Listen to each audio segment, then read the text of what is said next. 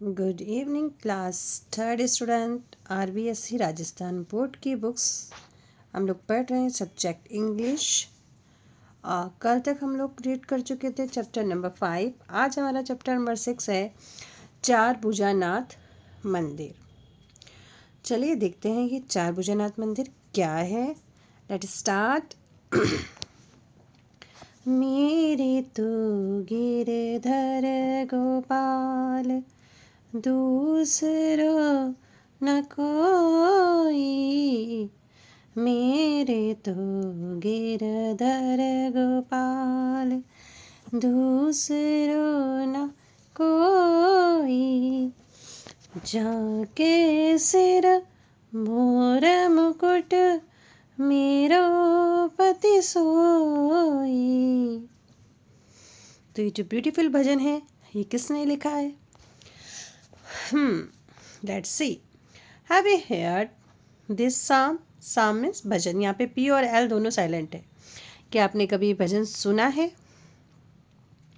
Who sang this psalm and for whom? ये भजन किसने गाया और किसके लिए गाया? तो ये भजन गाया मीराबाई ने भगवान कृष्ण के लिए, जिन्हें वह अपना आराध्य मानती थी। और चलिए देखते हैं चार भुजा मंदिर के बारे में क्या और क्या लिखा है। Let's read this diary entry about चार भुजा मंदिर, मीराबाई मंदिर। चार भुजा मंदिर को और क्या बोलते हैं? मीराबाई मंदिर बाय वैशाली। वैशाली नाम की एक बच्ची है। जैसे हम लोगों को जब हम लोग टूर करने जाते हैं तो टीचर्स हम लोग को हिस्ट्रिकल प्लेसेस वगैरह में दिखाती हैं क्या क्या चीज़ें होती हैं। तो वैशाली नाम की एक बच्ची आई थिंक वहाँ पे गई होगी या पेरेंट्स के साथ गई होंगी, किसी के साथ भी गई होंगे। तो उन्होंने अपनी डायरी लिखी और ये डायरी उन्होंने कब लिखी? 29 सितंबर 2015। आप लोग भी जब भी कहीं जाया करिए तो एक छोटी सी डायरी जरूर लिखा करिए। इससे आपकी एक तो राइटिंग पावर अच्छी होगी और आपका इमेजिनेशन पावर अच्छा होगा और आपका मेमोरी पावर भी अच्छा होगा। तो डायरी तो लिखनी ही चाहिए। चलिए स्टार्ट करते हैं। We are in a beautiful temple. हम लोग ब्यूटीफुल टेम्पल में हैं, एक सुंदर मंदिर में हैं। It is popularly known as Char Bhuja मंदिर, और इसको मुख्य रूप से चार भुजा मंदिर के नाम से जाना जाता है। It is located at Merta city in Nagaur district. ये नागौर डिस्ट्रिक्ट यानी कि नागौर जिले के मेड़ता सिटी में स्थित है। आवर टीचर टोल्ड अस, हमारी टीचर ने हमें बताया, that Rao Dudaji founded this temple. ये राव दूदाजी ने इस टेम्पल को बनवाया या उसकी नींव रखी। People believe that the idol of lord Charbhujanath appeared itself from the earth. लोगों का मानना है कि ये चार भुजा की जो मूर्ति है, आइडल मीन्स मूर्ति है, जो वो पृथ्वी से अपने आप प्रकट हुई है, यानी जिसको स्वयंभू हम लोग कहते हैं, अपने आप निकली है। वन डे राव दूदाजी सा ए ड्रीम। एक दिन राव दूदाजी ने एक सपना देखा।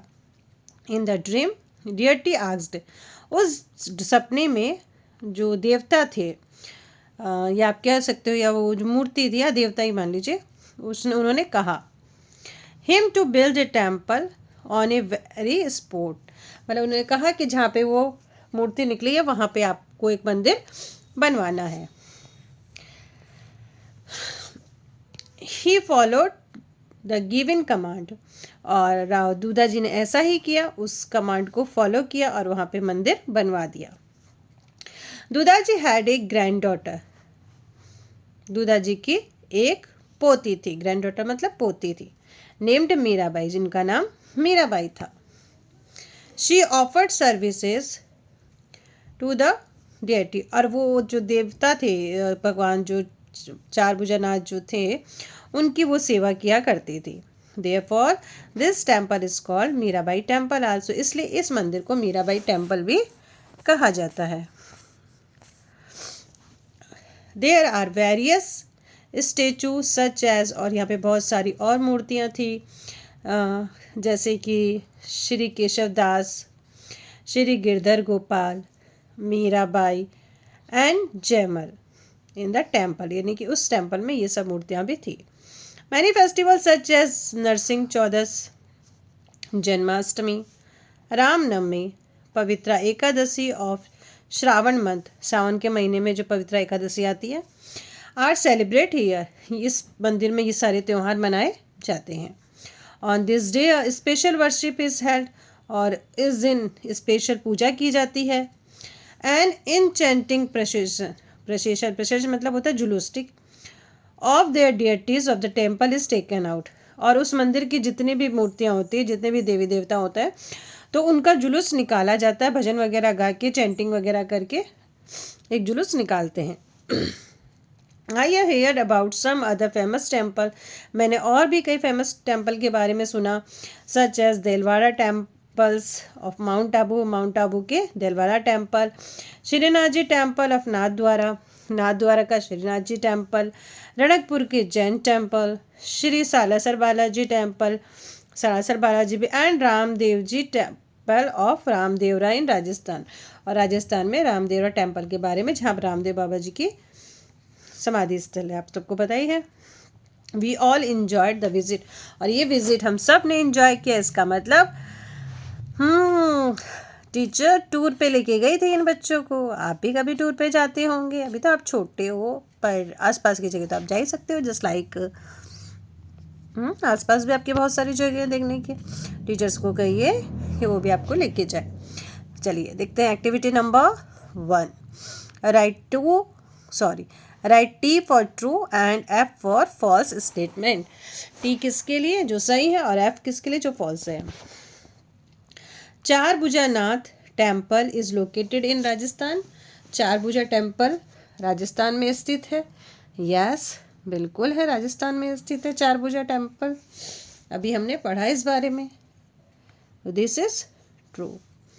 Rao Dudhaji was the father of Mirabai, Rao Dudhaji Mirabai के फादर थे। नो, वो तो दादाजी थे उनके। Vaishali did not enjoy the visit of Charbhujanath temple, Vaishali जिसने ये डायरी लिखी है, उसने इस विजिट को एंजॉय नहीं किया। चारभुजा टेम्पल जो विजिट करने की थी, नहीं किया उसने तो लिखा हमने तो बहुत एंजॉय किया, तो ये फॉल्स।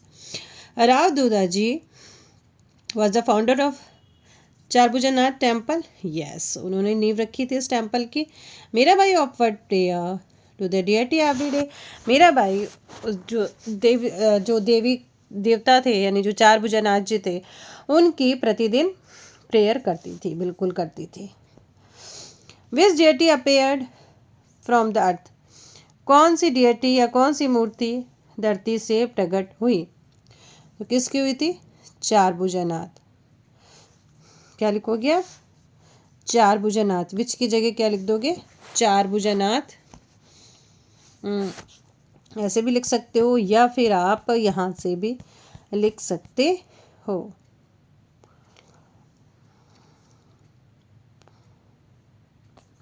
नहीं, विच की जगह सिर्फ आप चारभुजानाथ लिख दोगे तो भी आंसर आपका सही है। ठीक है, CHAR, चार ऐसे बोल बोल के लिखा करो, याद हो जाता है। भुजा नाथ, ओके, चारभुजानाथ करके deity appeared from the earth, ये आपको आगे कर देना है। Why is Charbhujanath temple called the Mirabai temple, इसको मीराबाई टेम्पल भी क्यों कहा जाता है, आप लिखोगे बिकॉज, ठीक है। शी ऑफर्ड, देखो जो ये है ना ट्रू फॉल्स का 5th नंबर, ये भी हो सकता है। Offered prayers to the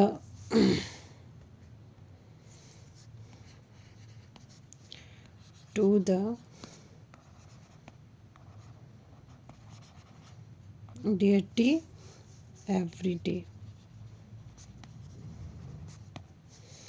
What did Dudhaji see in the dream, Dudhaji ने क्या देखा था सपने में, बताओ।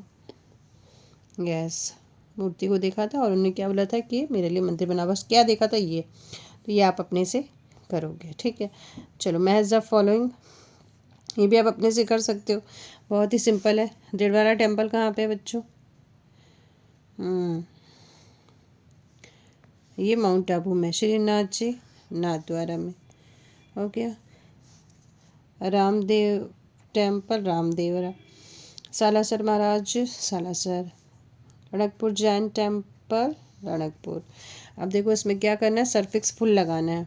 Make the new word by the adding the suffix full, full करके बनाए, जस्ट लाइक ए ब्यूटीफुल। तो क्या हो जाएगा, प्ले फुल। फिर क्या हो जाएगा, use full, cup full, spoon full, harmful, helpful,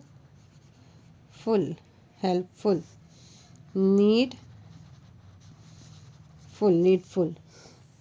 चलिए यहाँ पे कुछ एग्जेक्टिव वर्ड है, देख लेते हैं। Identify the picture given the below and fill in the space by the choosing suitable word from the box. ये बॉक्स में हमको वर्ड दिया, यहाँ पिक्चर दिया, हमको देखना है। ब्यूटीफुल मीन्स सुंदर, ब्लैक काला, रेड मीन्स लाल, हैप्पी मीन्स खुश, टॉल मीन्स वेरी गुड, लंबा, फैट मीन्स मोटा या मोटी। तो what is the colour of, yes black board.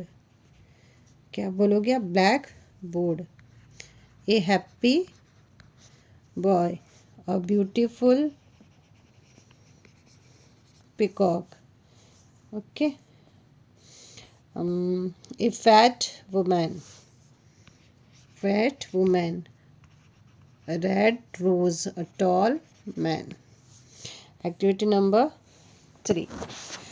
Read the following sentence and then notice the word which is underlined. Okay, let's see. We are in a means एक beautiful temple में है, तो a means एक और N means भी एक। An enchanting position of the deity of the temple is taken out. तो an और ए ये दोनों आपके अंडरलाइन वर्ड हैं। तो क्या करना है बच्चों, हमको यहाँ पे ये देखना है, यहाँ पे लिखा है here the word a and an are called articles. इनको क्या कहते हैं, आर्टिकल कहते हैं। Article a is used before singular noun, singular noun में लगता है ए का use. When it begin with consonant, जो कॉन्सोनेंट से स्टार्ट होते हैं, कॉन्सोनेंट साउंड से स्टार्ट होते हैं। और an is use to before singular noun, it is begin with vowel sound, जो वॉवल साउंड से स्टार्ट होते हैं।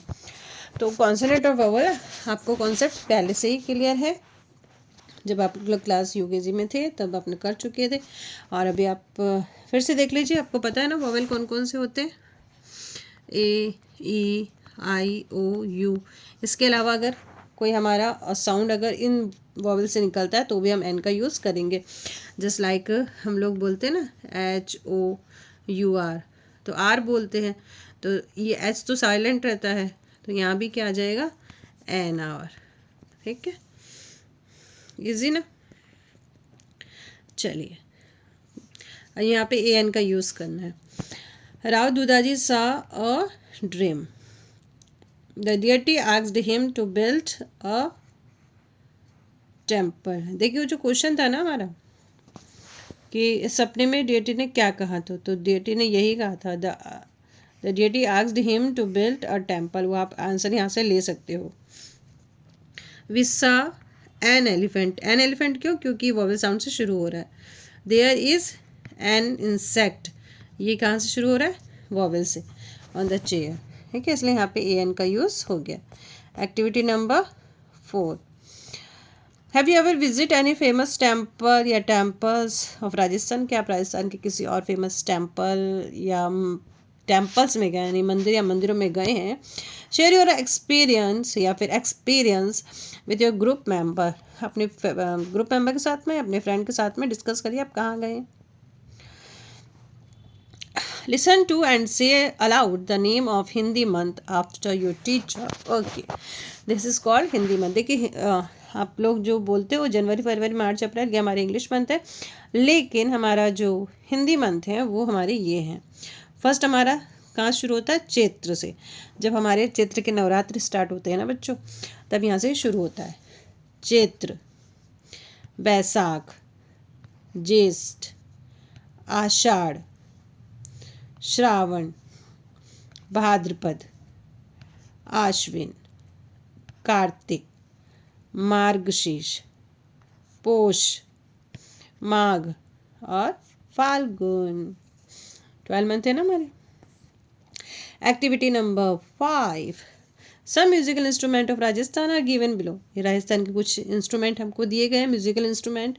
दे are different from one another, ये जो एक दूसरे से अलग हैं। Put them into the 3 group based on how they are played. इनको 3 ग्रुप में डिवाइड करना है और आपको नीचे दिया है तो उसमें बताना है कि हमको ये कैसे होते हैं। जस्ट लाइक ये रावण हत्ता है, तो रावण हत्ता क्या है, स्ट्रिंग है यहाँ पे, इसी से बजता है। सितार भी क्या है, ये भी स्ट्रिंग है, यहाँ भी स्ट्रिंग, ये भी स्ट्रिंग से बजते हैं। तबला, इसको हमको क्या करना पड़ता है, हाथों से थोड़ा सा टैप करना पड़ता है तब बजता है। मंजीरे आपस में आवाज करके बजते हैं। ड्रम, ड्रम को हमको स्टिक से मारना पड़ता है, ड्रम ड्रम कहते हैं। नगाड़ा भी वैसे बजता है। एक तारा, एक तारा में भी आई थिंक क्या होगा बच्चों, स्ट्रिंग होती है। अलगोजा, अलगोजा कैसे बजता है, I don't know about this. चंग, चंग तो उसे थाप दे दे के बजाया जाता है। और कलतार हाथों में ऐसे प्रेस करते हैं उसको दोनों को, और पुंगी फूंक दे के, है ना। देखो अब यहाँ पे लिखा है प्ले विथ फिंगर, जो फिंगर से बजाया जाता है। तो चंग बजाएंगे हम फिंगर से, है ना। और ढोल भी, ढोल तो स्टिक से बजाया जाएगा ना। और तबला, ये भी फिंगर से बजाएंगे हम। स्ट्रिंग, तार किस किस में, तो आपको पता है। वे ब्लो इनटू, और जिसको हवा में फूंक दे दे के बजाते हैं। जैसे एक तो ये पुंगी हो गई, हवा ऐसे फूंक मारेंगे। और अलगोजा, ये भी वैसे ही बजता होगा। चलिए बाकी आप बताइएगा। और वो चैप्टर नंबर 7, चलिए इसको हम लोग करेंगे बाद में। तब तक आप देखिए, और कुछ नहीं जो समझ में आता है तो उसको लिख लिए। Bye bye, take care, good night, फिर मिलते हैं।